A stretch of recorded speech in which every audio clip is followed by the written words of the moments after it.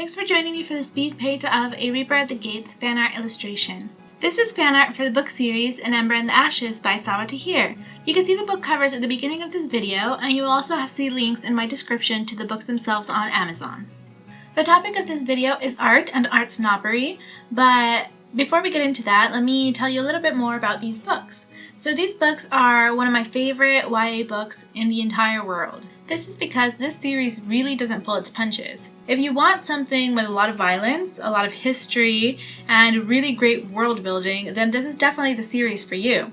In the first book, Laya loses her brother when he's arrested by the Martial Empire for treason.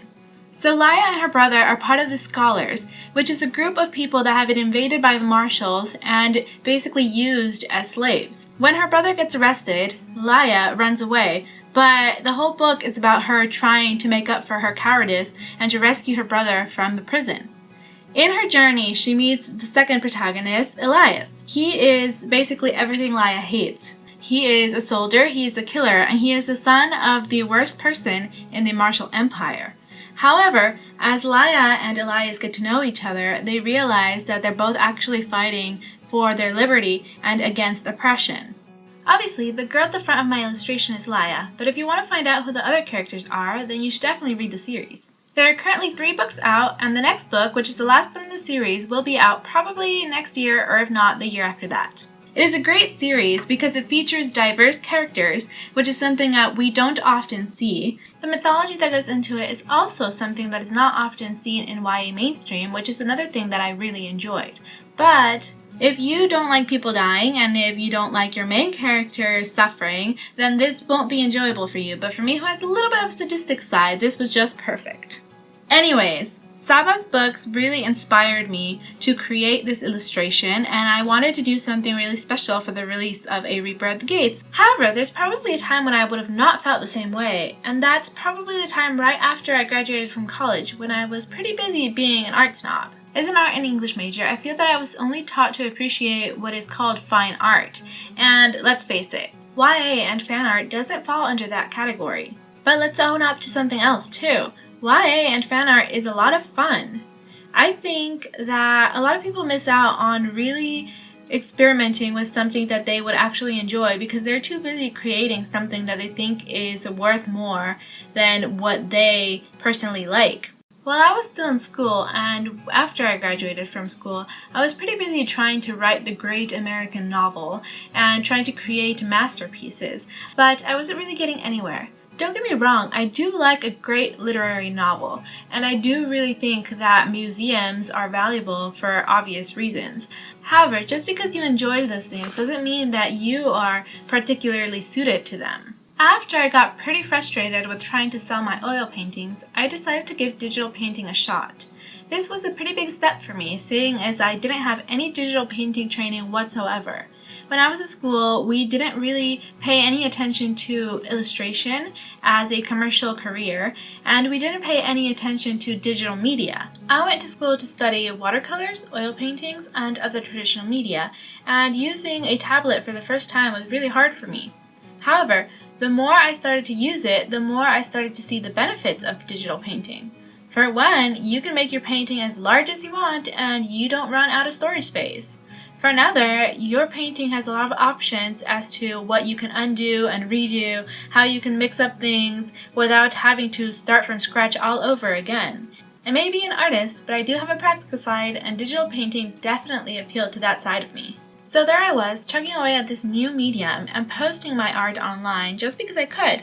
And one day, Saba Tahir herself liked a painting I did of her characters. She put my painting on her Instagram, and all of a sudden, my painting had thousands of likes. Now, this isn't a story about how if you draw fan art, a famous person will like it and you will be instantly famous, because that's not what happened. But this is a story about how fan art makes a lot of people happy. Because of this fan art piece, I was able to connect with one of my favorite authors, and a lot of people reached out to me saying that, hey, I like that series too. It was absolutely amazing to see how much impact my art had on other people, just because they really liked those characters and they really liked my art. When I was in college, fan art, illustration, and digital art were kind of looked down upon. One of my counselors even told me not to tell my teachers that I wanted to do illustration. And that feeling settled into me, and I started to feel ashamed of what I wanted to do and what I liked. And after I got all of those likes and all of those replies on that illustration, I started to realize that all that art snobbery was bullshit. Ultimately, you should do what you like to do, and people are going to like it because they can tell that you enjoy it. When I started to think this way about fan art, I applied the same mode of thought to other things, like the music I liked and the books I read, and because of this I was able to actually sit down and write a full-length novel, which I'd not been able to do before, and this was because I was actually enjoying what I was writing now. People seem to think that if you write or draw something commercial, that it doesn't have any value. And that's wrong, because it has value to a lot of people. And just because it makes money doesn't mean that it's bad. Nobody judges doctors or lawyers for studying what they studied in order to make money. But if you're an artist and you say that you want to make money with your art, people all of a sudden think that you're not as good of an artist as you should be, because you should be thinking about higher pursuits. As An Ember in the Ashes taught me, just because you are writing genre fiction or YA fiction, it doesn't mean that your work can't say stuff that is relevant to today's society and to the human condition. I learned a lot about refugees and about immigrants and about genocide through these books, so I don't think that it's correct to look down on any medium just because people don't think that it's literary or fine arty enough. Some of you may think that this is obvious, and that's really great for you, but I needed a little bit of help to figure this out, and school really didn't help. I took away a lot of great skills from college, but I do think that art school definitely taught me to be elitist about my artistic tastes, and I had to basically unbrainwash myself to stop thinking that way and to not feel bad about doing fan art and writing YA and trying to make money with my art. My purpose in making this video was twofold. Basically, I really want to promote the Ember in the Ashes series, and I hope that you guys will check it out. And also, I want to tell people that they don't have to believe everything that their colleges or that society tells them. And you should do the art that you want to do. And you should make sure to be compensated for the art that you do, because art takes a lot of time and it takes a lot of skills, and you don't live off just of your ideas. You live off of people's appreciation for your art and the demand for it. So don't be ashamed to start charging for it and to start commercializing it, because there is nothing wrong with that. However, if you are doing fan art, make sure that you are not infringing on anybody's copyrights. Fan art is about connecting with people from the same fandom and providing them with merchandise about the characters and the worlds that they love, but it is not about hurting the original owners of that content. So make sure to check that they're okay with the fan art that you're doing. It's important to be respectful of other people and to be responsible when creating art.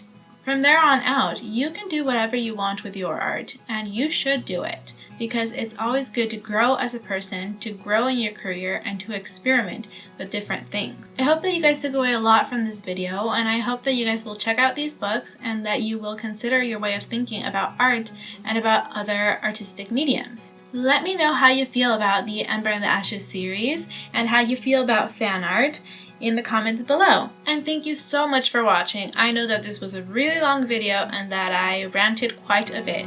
See you guys next time!